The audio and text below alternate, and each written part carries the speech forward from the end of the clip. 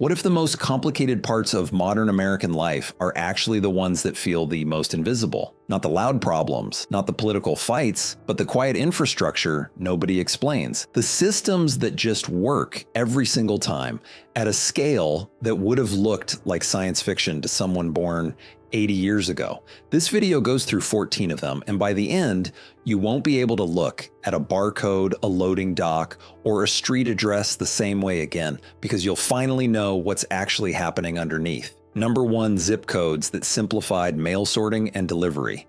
Before 1963, a letter from Chicago to a small town in Georgia passed through human hands at every single stop along the way. A clerk picked it up, read the full address, and physically moved it to the next pile.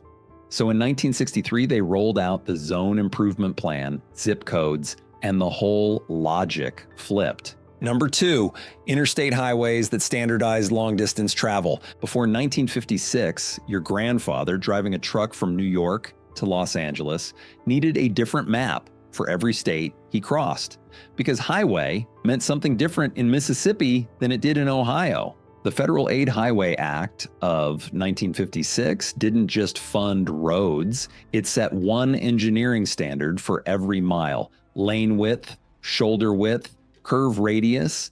Number 3, drive-through services that eliminate the need to leave your car. A bank in Chicago cut a window into an exterior wall in 1948, put a teller behind it, and let customers finish their business without leaving the car. Simple idea. It spread to pharmacies, then to food service, but it didn't hit mass scale until the 1970s, when fast food chains ran the numbers and found the window moved more customers per hour than the dining room ever could. Number 4, barcode scanning systems for fast retail checkout. In 1974, a cashier at a Marsh supermarket in Troy, Ohio, dragged a pack of Wrigley's Juicy Fruit across an optical reader and completed the first barcode sale in history. The concept traced back to a grad student named Norman Woodland, who drew lines in the sand at a Miami beach in the late 1940s and realized Morse code logic could work in light instead of sound.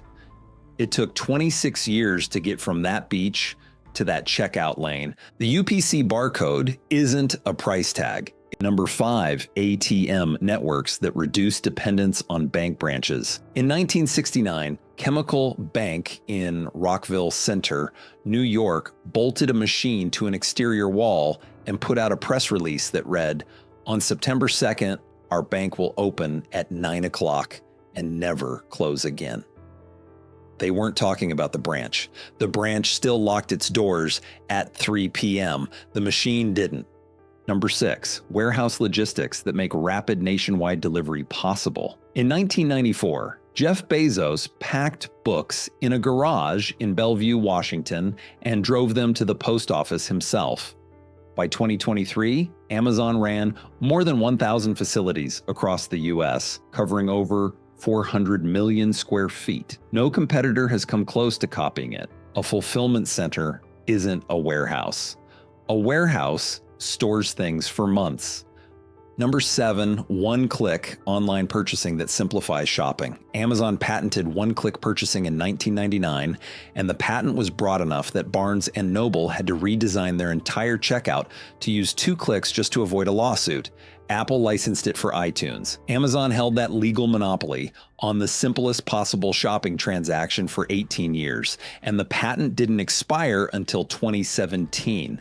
The mechanism behind it is straightforward. Your address and card are stored on Amazon servers, so the click doesn't process a new transaction. Number 8, self-service gas stations that speed up refueling. In the late 1940s, a Los Angeles station owner named Frank Urich let customers pump their own gas and knocked a few cents off the price. The major oil companies fought it hard because full-service attendants weren't just pumping gas, they were selling oil changes, wiper fluid, and tire checks on every single visit.